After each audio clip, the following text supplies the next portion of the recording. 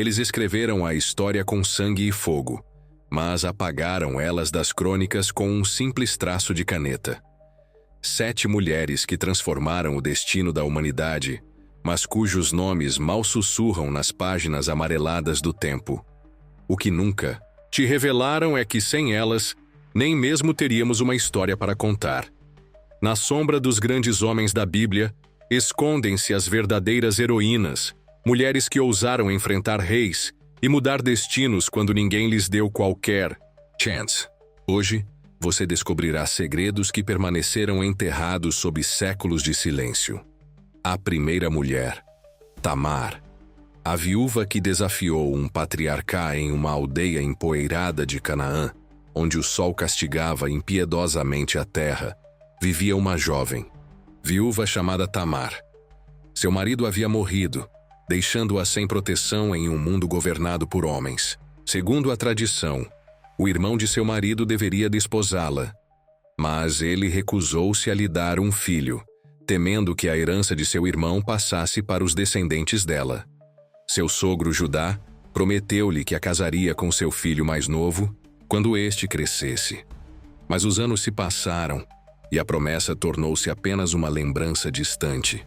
Tamar aguardava dia após dia, mês após mês na casa de seu pai, com a reputação destruída e sem esperança de futuro. Numa manhã, enquanto os raios de sol infiltravam-se pelas rachaduras das paredes de barro, Tamar tomou uma decisão que abalaria a história. Descobriu que seu sogro, Judá, havia enviuvado e viajava para Timna para a tosquia das ovelhas. Com mãos trêmulas, despiu suas vestes de viúva e vestiu-se com trajes resplandecentes, cobrindo o rosto com um véu. Na encruzilhada dos caminhos, onde a poeira levantava-se em finas nuvens sob os passos dos viajantes, Tamar esperou por Judá. O homem de meia idade não a reconheceu, pensando tratar-se de uma sacerdotisa de culto pagão. Ofereceu-lhe um cabrito de seu rebanho como pagamento, mas não tendo o animal consigo, deixou-lhe como garantia seu selo pessoal, seu cajado e seu cinto, símbolos de sua identidade e autoridade. Meses depois, quando seu ventre se arredondou, sob as vestes de viúva, Judá soube que sua nora estava grávida. A fúria obscureceu seu olhar, e o julgamento foi rápido e impiedoso. "Que seja queimada viva!" gritou ele, diante de toda a comunidade. Enquanto a conduziam para o local da execução, Tamar apresentou os objetos que Judá lhe havia dado como garantia. "O homem a quem pertencem estes objetos é o pai do meu filho", disse ela, sem elevar a voz, mas com uma força que reduziu a multidão ao silêncio.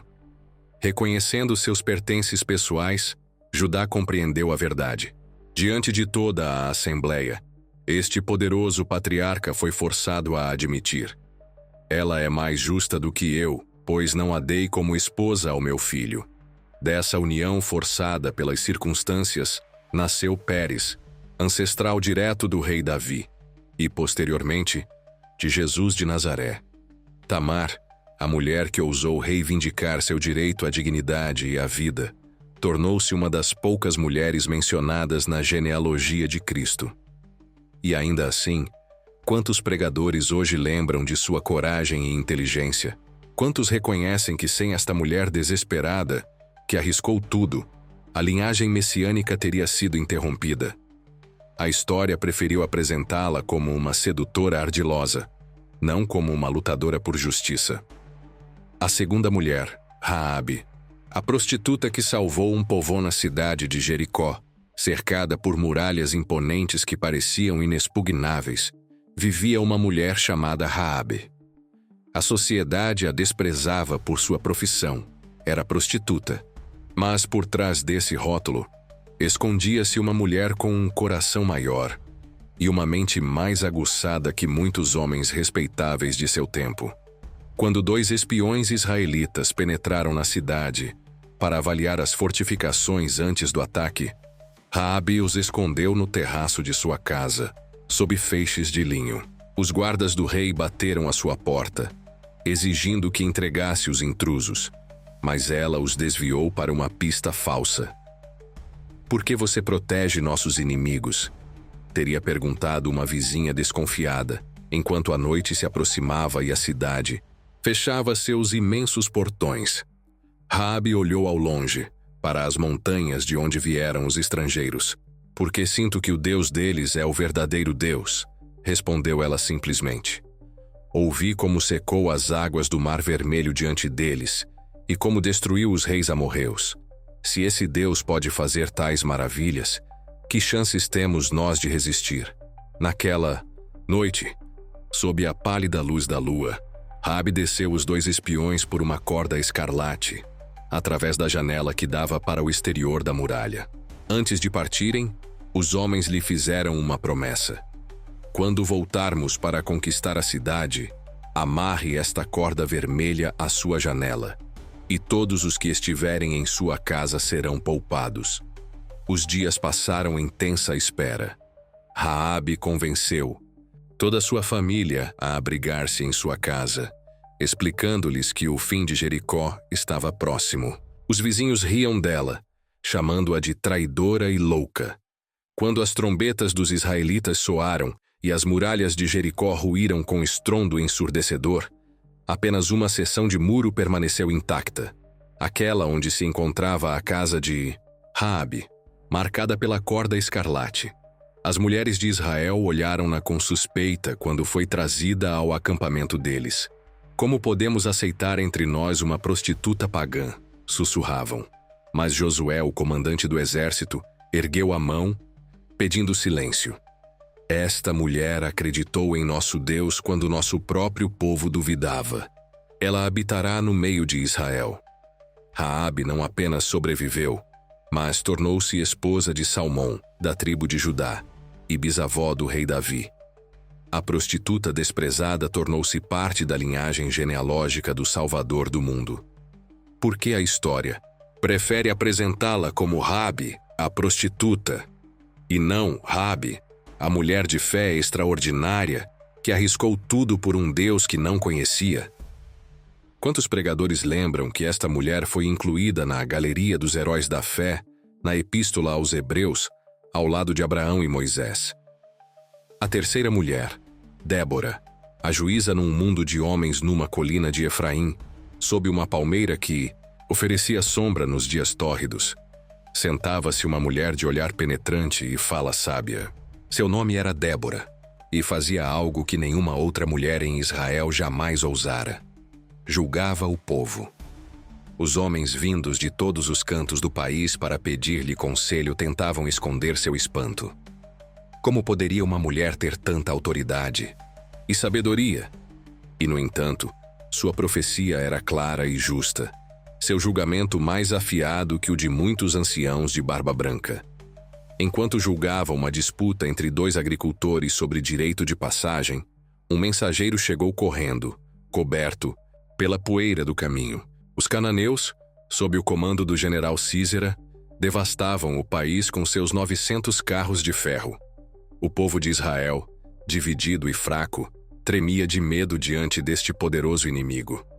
Débora levantou os olhos do pergaminho que estudava e mandou chamar Baraque, um comandante militar da tribo de Naftali. Quando ele chegou, suado e agitado, ela transmitiu-lhe uma mensagem direta de Deus. O Senhor ordena que reúnas 10.000 homens de Naftali e Zebulon e os leves ao monte Tabor. Ele entregará, se será em tuas mãos. Baraque hesitou, embora fosse um guerreiro experiente. Se vieres comigo, irei, mas se não vieres comigo, não irei, respondeu ele, olhando-a diretamente nos olhos. Débora levantou-se, endireitando as costas. Muito bem, irei contigo, disse, ela com voz firme. Mas saiba que, por causa desta atitude, a vitória não será tua. O Senhor entregará Císera nas mãos de uma mulher.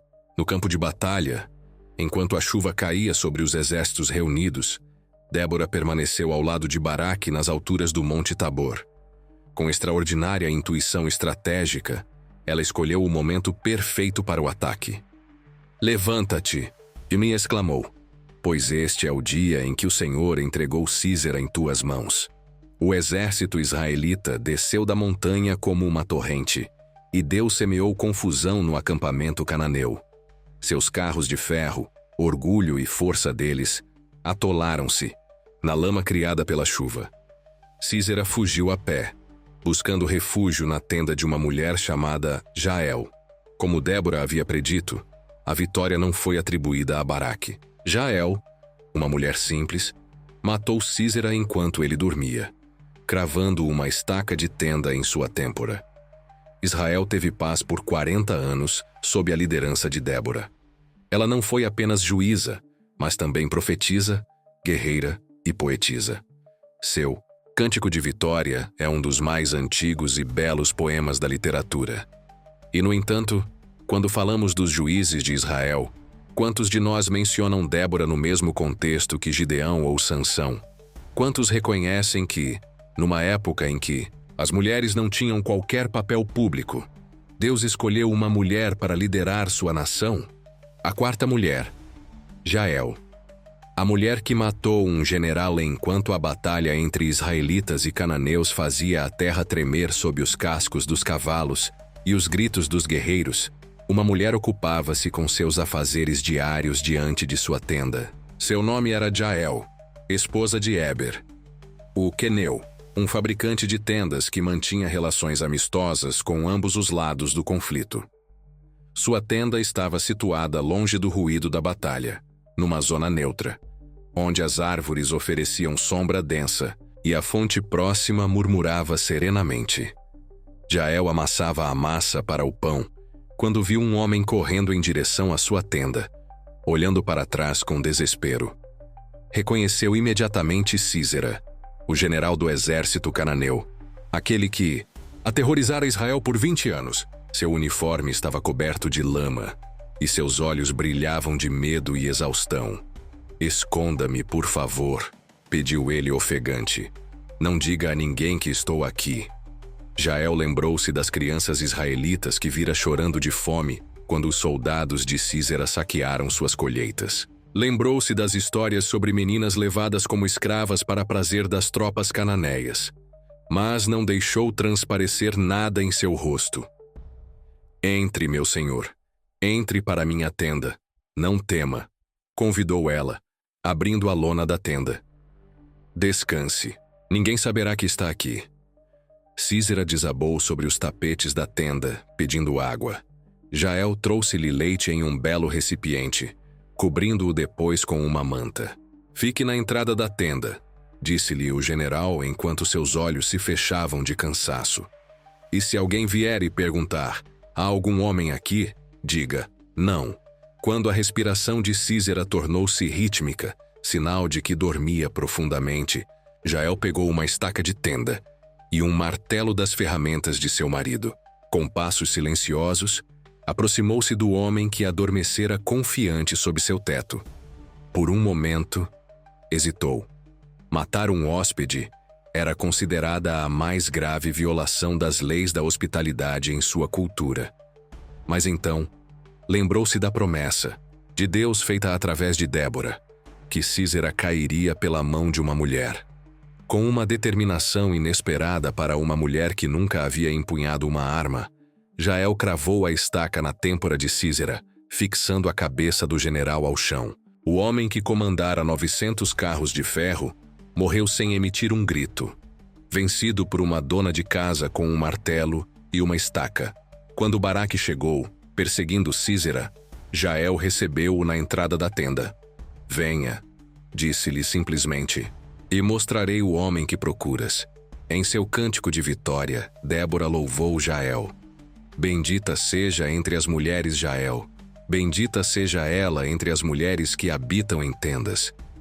Sua ação mudou o curso da história de Israel, trazendo 40 anos de paz. E, no entanto, quando falamos dos heróis da Bíblia, quantos mencionam esta mulher comum que ousou um ato extraordinário de coragem? A quinta mulher, Rispa, a mãe, que enfrentou um rei numa colina rochosa fora de Jerusalém. 7 corpos pendiam de estacas de madeira sob o sol impiedoso. Eram os 2 filhos de Rispa e 5 dos netos do rei Saul, executados para expiar os crimes do antigo rei contra os gibeonitas.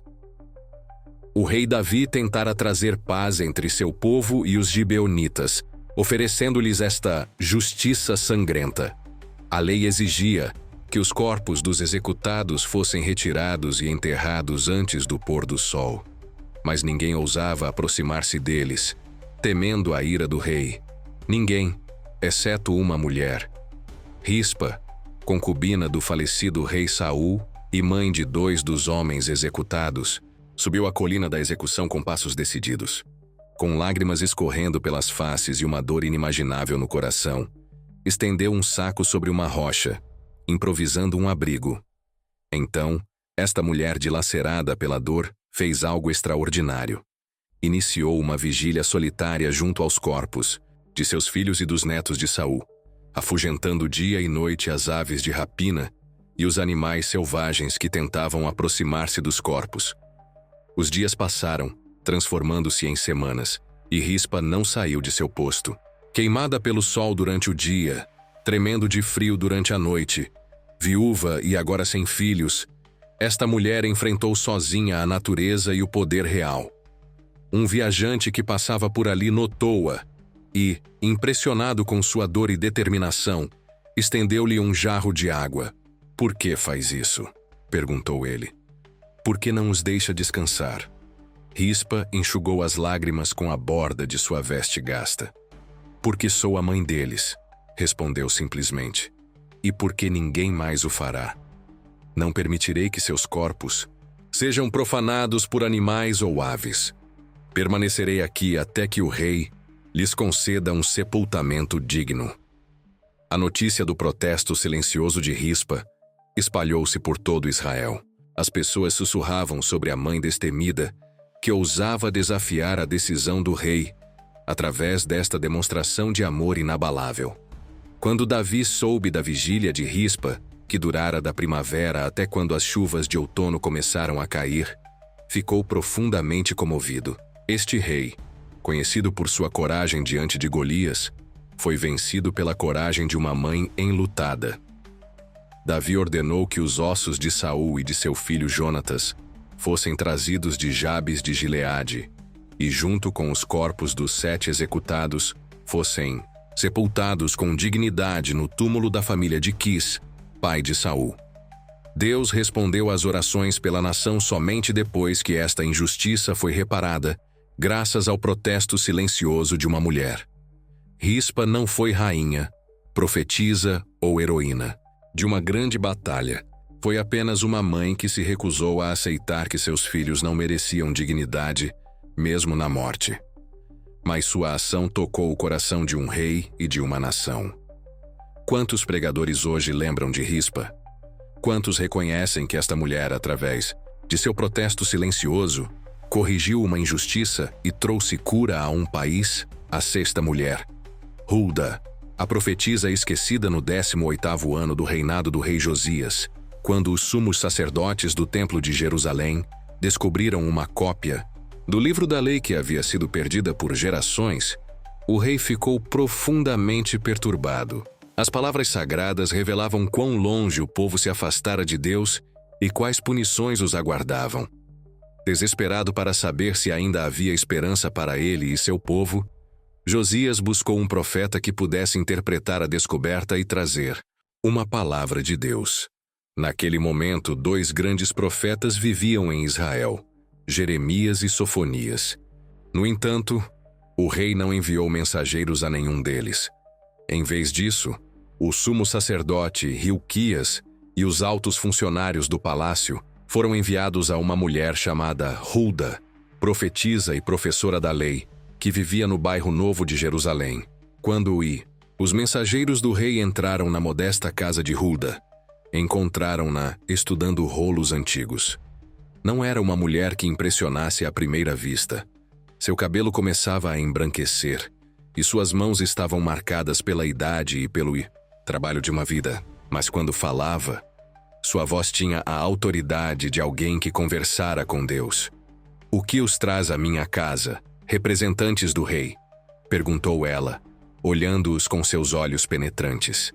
"O rei Josias nos enviou para consultá-la sobre o livro da lei que foi encontrado no templo." explicou o sumo sacerdote, estendendo-lhe o rolo. Estamos preocupados com suas palavras e com a ira de Deus que pode vir sobre nós. Hulda pôs as mãos sobre o rolo, fechando os olhos por um momento. Quando os abriu novamente, sua voz mudou, tornando-se mais profunda, mais autoritária.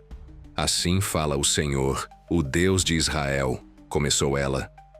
Digam ao homem que os enviou a mim que trarei todas as calamidades descritas neste livro sobre este lugar e sobre seus habitantes, porque me abandonaram e queimaram incenso a outros deuses. Os mensageiros empalideceram, mas Hulda continuou. Quanto ao rei de Judá, que os enviou para consultar o Senhor, digam-lhe, porque teu coração foi sensível, porque te humilhaste diante do Senhor quando ouviste as palavras contra este lugar. Porque rasgaste tuas vestes e choraste diante de mim. Eu te ouvi, diz o Senhor. Por isso eu te reunirei a teus pais. Serás levado ao teu túmulo em paz, e teus olhos não verão todas as calamidades que trarei sobre este lugar. As palavras de Hulda tornaram-se a base da maior reforma religiosa na história de Judá. O rei Josias destruiu todos os ídolos, purificou o templo e restaurou a verdadeira adoração a Deus. Celebrou a Páscoa como não era celebrada há séculos. Toda a reforma que mudou o destino da nação baseou-se na profecia de uma mulher. E, no entanto, quando falamos dos grandes profetas do Antigo Testamento, quantos mencionam Hulda? Quantos reconhecem que esta mulher falou com tal autoridade que um rei moldou toda a sua política conforme suas palavras? A sétima mulher, Maria de Magdala. A apóstola esquecida dos apóstolos na escuridão que precedia o amanhecer, uma silhueta solitária dirigia-se ao túmulo no jardim. Era Maria de Magdala, a mulher de quem Jesus expulsara 7 demônios. Uma das poucas pessoas que permaneceram junto à cruz quando todos os outros fugiram. Seu coração estava tão pesado quanto a pedra que selara o sepulcro de seu mestre. Viera para ungir o corpo de Jesus. Último ato de devoção àquele que lhe devolvera a vida e a dignidade. Mas ao chegar, Maria descobriu a pedra removida e o túmulo vazio. Lágrimas inundaram seus olhos e o desespero tomou conta de seu ser. Levaram o corpo do Senhor, sussurrou, e não sei onde o puseram.